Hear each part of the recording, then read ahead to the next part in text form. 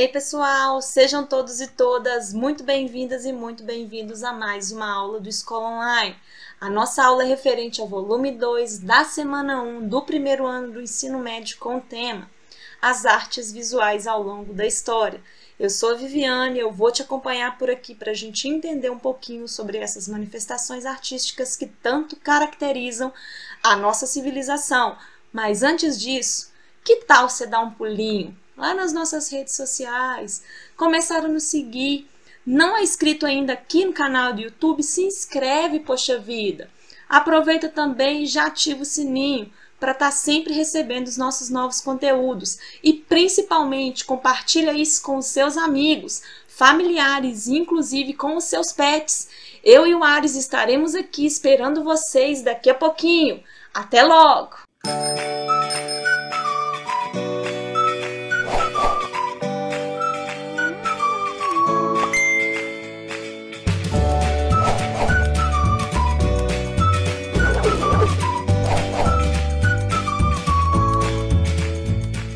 Ei pessoal, vim aqui contar para vocês que artes visuais não se resume apenas àquelas peripécias infantis que a gente fazia na parede da nossa casa quando a gente era menor. Pois é, assim como o Armandinho, muitos de nós demos desculpas para as nossas mães para se esquivar de uma bronca. Quando a mãe do Armandinho pergunta para ele o que é isso na parede da sala, e ele responde um polvo, vocês acham realmente que o Armandinho não tinha entendido o que a mãe dele queria perguntar? O que a mãe dele queria saber? Claro que sabia, mas o Armandinho se esquivou, evitou de levar uma bronca e ainda produziu um projeto de arte visual. Tirando a brincadeira, vamos tentar entender realmente o que são essas manifestações artísticas? Olha só, gente. As artes visuais são produções artísticas que possuem a apreciação ligada diretamente ao campo da visão, como a pintura, o desenho, a arquitetura, a gravura, a escultura, o cinema mudo, o design e a fotografia. Então, nessa semana, nós temos como objetivo entender essa atividade artística que tanto nos caracteriza enquanto seres humanos ao longo da nossa história e entender a importância delas ainda nos dias de hoje. Pois é, as artes visuais contam um pouco sobre a cultura de um povo, sobre a nossa cultura e a cultura de outros povos, e nos apresentam como a sociedade pensava e vivia em uma determinada época e como nós pensamos e vivemos hoje. São consideradas ainda como uma das primeiras formas de expressão humana. Segura isso que eu já falo para vocês aqui 2 segundinhos. É através dela que nos expressamos e interagimos com o meio no qual vivemos e, por isso, elas misturam-se à nossa própria história, constituindo um poderoso canal de expressão de sentimentos, emoções e também de diálogo. Sabe essas primeiras formas de expressão humana? Pois é, pessoal, muito provavelmente já devem ter ouvido falar das nossas primeiras manifestações artísticas que apareceram nas paredes das cavernas. Pois é, as artes rupestres ou artes das cavernas foram as nossas primeiras manifestações artísticas visuais que nós temos registros na história. Quando um antepassado nosso decidiu assoprar um pigmento na mão e viu que na parede, na pedra, ficava marcado o formato da nossa mão e que isso nos distinguia de outras espécies animais, surgiram as nossas artes visuais. E pessoal, saindo das pinturas das pedras para ir para as arquiteturas em pedras, não sei se vocês já ouviram falar do Stonehenge. Esse monumento artístico aí localizado na Inglaterra, feito há muito tempo antes do próprio nascimento de Jesus Cristo. Mas vocês podem falar, nossa, não vejo nada demais em um monte de pedra amontoada. Eu digo para vocês, pensem em amontoar essas pedras em um período onde não existiam máquinas, ferramentas, recursos tecnológicos para possibilitar que essas pedras que vocês estão aí olhando fossem empilhadas. Pois é, tá vendo como é que a gente foi incrível ao longo da nossa historiografia? Pessoal, dando agora um salto no tempo e no espaço, a gente vai tentar entender um pouquinho daquela que foi, talvez, a maior potência cultural a influenciar as manifestações artísticas de todo o Ocidente. A arte grega, por meio da pintura, escultura, arquitetura, expressavam as ideias criativas dos gregos, que geralmente exibiam bastante harmonia e preocupação com a simetria. Você provavelmente já deve ter ouvido falar em uma frase muito comum entre adolescentes: nossa, ele é um deus grego. Pois é, sabe esse ideal de beleza em que você, por exemplo, elogia um outro através do adjetivo grego? Ele é um deus grego, ou seja, ele é muito bonito, ainda perpetua ideais da beleza grega, da cultura grega e da arte grega, e às vezes a gente nem percebe. Tá falando ou já falou hoje alguma coisa grega por aí?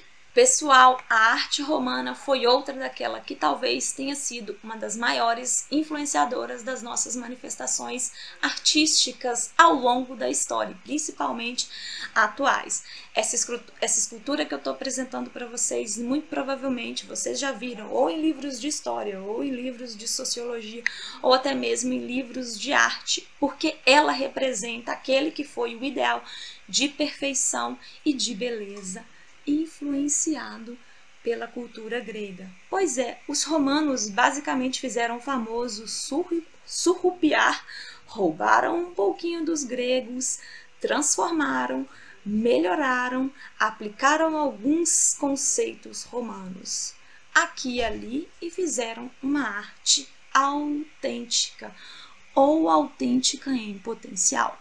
Agora que entendemos, pessoal, a influência da arte romana, da arte grega na constituição daquilo que nós consideramos hoje beleza, vamos dar um salto no nosso ideal artístico e ir para a Idade Média. Eu vou apresentar primeiro para vocês a arte visual através da pintura. Entre o século V e o século XV, a arte passou a expressar a religiosidade cristã, de forma a relacionar a figura do rei à figura de Deus. Essa figura aí que vocês estão vendo, por exemplo, em que parece um Deus ou Jesus distribuindo pães, na verdade é um rei que, assim como Jesus distribui o pão, também distribui pão àqueles que o rodeiam. Pois é, por muito tempo a gente representou ou não fez a distinção entre a figura do homem e a figura divina. No que se refere à arquitetura, já que eu apresentei para vocês a arquitetura romana, a arquitetura da Idade Média foi uma das vertentes mais suntuosas. Essa imagem, por exemplo, que eu trouxe para vocês, fui eu mesma que tirei. No caso, tirei do Google, porque está disponível, é só você digitar a Catedral de Siena que você encontra. Porque eu ainda não fui a Siena. Espero um dia conhecer. Então, pessoal, a arte arquitetônica na Idade Média baseou-se na construção de igrejas, de catedrais e de basílicas. Talvez hoje vocês reconheçam alguma dessas manifestações aí, ou algum desses pontos característicos dessa igreja em igrejas brasileiras, porque nós também reproduzimos ideais de arte da Idade Média nas igrejas aqui do Brasil. Algumas cidades de Minas, por exemplo, têm algumas características dessa estrutura arquitetônica de muito tempo atrás. Dando um salto, pessoal, da Idade Média para o Renascimento, agora a gente vai ver que a busca pela harmonia, simetria e equilíbrio nas composições artísticas, além do desenvolvimento da perspectiva e profundidade, vão ser as principais características da arte renascentista. Alguém alterou essa fotografia, essa pintura da Mona Lisa, acrescentando uma foto do Ares. Não sei quem foi, não tenho nada a ver com isso, mas não tá uma gracinha? Olha o Ares todo apertado pela Mona Lisa. Gente, é muito lindinho. Gente, por mais que o Ares represente uma arte visual renascentista, ele não esteve nesse quadro, nessa pintura em específico da Mona Lisa, do Leonardo da Vinci, em que nós tínhamos aí a simetria perfeita do contorno do rosto, do busto, do tronco. É um ideal que hoje ainda encontra ecos na nossa sociedade. A mulher mais bonita do mundo, por exemplo, há 2 anos atrás, uma francesa, foi considerada bela porque os traços do rosto, praticamente, se medisse com uma régua, era diretamente proporcional. Não entendo muito de linguagem matemática, mas acredito que seja essa forma de falar. Resumindo, porque eu não sou muito boa em matemática, eu sou professora de arte, falando para vocês em uma linguagem mais clara. O nariz dela era diretamente proporcional em dimensões à boca. A bochecha era em proporção à testa, que por sua vez era em proporção ao queixo, que por sua vez a dimensão do rosto era proporcional à dimensão da cabeça. Era uma coisa de beleza matemática tipicamente renascentista, porque tudo tinha que estar no seu devido lugar. Não havia espaço para a beleza do Ares como está na pintura. Tudo bem, o Ares continua sendo uma obra de arte.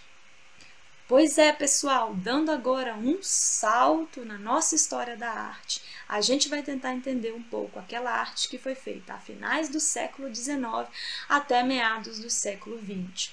A arte que se preocupou em retratar a realidade, como aconteceu com Pablo Picasso nesse quadro que vocês estão vendo aí. O Guernica, que retrata um massacre na cidade de Guernica, ao norte da Espanha, durante a Guerra Civil Espanhola.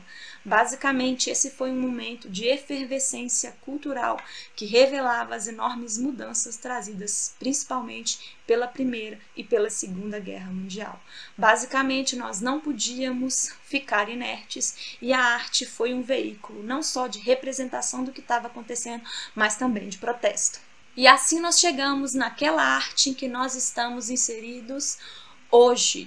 A arte atual reflete o contexto tecnológico e de rapidez em que vivemos. Para isso, são assimiladas diversas linguagens na busca por uma integração entre o mundo cotidiano e a arte. Por muitas vezes, a arte contemporânea foi classificada como a arte do banal, ou do sem importância, ou do tudo vale. Um exemplo é essa reportagem que eu estou trazendo para vocês do G1, cujo título é Os visitantes de um museu confundem óculos no chão como obra de arte nos Estados Unidos. Um visitante, deixa eu contextualizar para vocês. Um visitante decidiu provar os limites da arte contemporânea, deixando propositalmente no chão de um museu, de uma galeria de arte, um par de óculos, para ver qual que era a reação das pessoas. E a reação das pessoas foi aquela que ele imaginava que seria. Exatamente, as pessoas achavam que aquele óculos caído era uma obra de arte desconstruída e que o artista queria fazer uma crítica, talvez a sociedade moderna que vive na rapidez e não presta atenção nos próprios objetos que compõem, que fazem parte do próprio corpo. Entendem isso? Mas acabou dando errado. Esse visitante teve alguns probleminhas, mas fica aí o aprendizado de que na arte contemporânea nem sempre vale tudo, mas vale a intenção, como a desse menino aqui. Pode não ter sido artística a atitude dele, mas foi bem engraçada. Depois de apresentar tudo isso para vocês, pessoal, eu passo agora a fazer aquelas nossas 3 atividades. Começando pela atividade número 1, considerando tudo isso que eu apresentei para vocês. Vocês consideram importante a produção de artes visuais como forma de diálogo entre as pessoas e os acontecimentos do mundo? Olha só a minha proposta de resposta. Sim. Claro, com certeza, visto que através das artes visuais conhecemos a cultura de um povo e nos aproximamos da forma como uma determinada sociedade pensava e vivia. Logo, as artes visuais constituem um poderoso canal de expressão de sentimentos, emoções e também de diálogo. Na Grécia, um ideal de beleza. Em Roma, um outro ideal remodificado daquele grego, mas com um toquinho italiano, entendem? A arte renascentista, também com suas características. A arte da Idade Média, propondo uma ligação direta entre a figura do rei e a figura divina. A arte moderna, propondo a realidade dentro da obra de arte. E a arte contemporânea, mostrando toda essa rapidez, essa tecnologia, essa criticidade aguçada que provavelmente nós deveríamos ter. Tudo isso mostra muito quem nós fomos e quem nós somos hoje. Agora, pessoal, falando com vocês da questão de número 2. Vamos analisar as 3 sentenças e ver qual delas está correta e qual não está? Olha a letra A. A arte greco-romana foi a grande responsável por fazer as pessoas públicas da época conhecidas por todo o império. A produção de artes visuais ao longo da história sempre buscou usar de objetos do lixo para se mostrar eficiente, atuante também no meio ambiente. Artes visuais, letra C, são todas as manifestações artísticas que conhecemos: música, escultura, desenho, teatro, cinema, pintura, fotografia, dança, gravura e arquitetura. Vamos analisar uma por uma com mais detalhe? Olha só, gente. Para a letra A, nós podemos considerá-la como correta, desde que a gente assuma que as esculturas, enquanto manifestações artísticas, ou melhor, enquanto exemplo de manifestação artística visual, permitia às pessoas identificar até mesmo a família a que as figuras retratadas, principalmente imperadores, pertenciam. Então, vou considerar como correta, já que realmente a arte greco-romana é muito ampla, abarca muitas manifestações artísticas e uma delas, de fato, permitiu que pessoas públicas, como os imperadores, se tornassem conhecidas por todo o império. Vamos olhar agora a letra B. A produção de artes visuais ao longo da história sempre buscou usar de objetos do lixo para se mostrar eficiente e atuante também no meio ambiente. Bom, pessoal, talvez depois desse percurso que eu tenho apresentado para vocês, tenha ficado um pouco claro que se nós pudéssemos falar de alguma arte que abarca muito e abarca bem, seria a arte contemporânea. De fato, há muita produção artística visual sendo produzida na contemporaneidade a partir do lixo, mas isso nem sempre se deu ao longo da nossa história. A arte grega e a arte romana, por exemplo, sempre foram muito suntuosas e muito harmoniosas e muito equilibradas para considerar o lixo como uma possibilidade de objeto artístico, certo? Olha a letra C. Artes visuais são todas as manifestações artísticas que conhecemos. Pessoal, o engraçado é que a própria alternativa coloca como primeira opção de exemplo para a gente a música. Música é muito sonora. Música não é um exemplo de manifestação artística visual, mas sim sonora. Só por aí, se nós parássemos por aí, nós veríamos que essa alternativa é falsa, porque, como eu falei com vocês lá no início, as produções artísticas visuais são aquelas que devem ser ou podem ser apreciadas basicamente pela visão, como a pintura, o desenho, a arquitetura, a gravura, a escultura, o cinema mudo, o design, a fotografia. Por isso, pessoal, que aquele desenho que nós fazíamos na parede da nossa casa ou em um papel na escola seria a nossa arte visual infantil. Pode falar com sua mãe, a professora de arte da escola online falou que eu produzia arte visual por um bom período da minha vida, mãe. Olha só, sou um artista e não um arteiro, como diz a minha avó. Menino, para de ser arteiro. A minha avó ainda foi mais sábia e não me chamou de artista. Depois de convencer a sua mãe de que você fez arte por muito tempo na sua vida, vamos terminar a nossa última questão, a questão de número 3? Considerando tudo o que apresentamos aqui, você seria capaz de imaginar uma obra de arte visual no seu bairro? Onde você gostaria que ela estivesse? Para você, qual seria a reação das pessoas ao passarem por ela? Olha, eu gostaria muito que existisse uma arte visual dentro da minha casa, de preferência desenhada Não vou falar que vai ser desenhada por mim, né?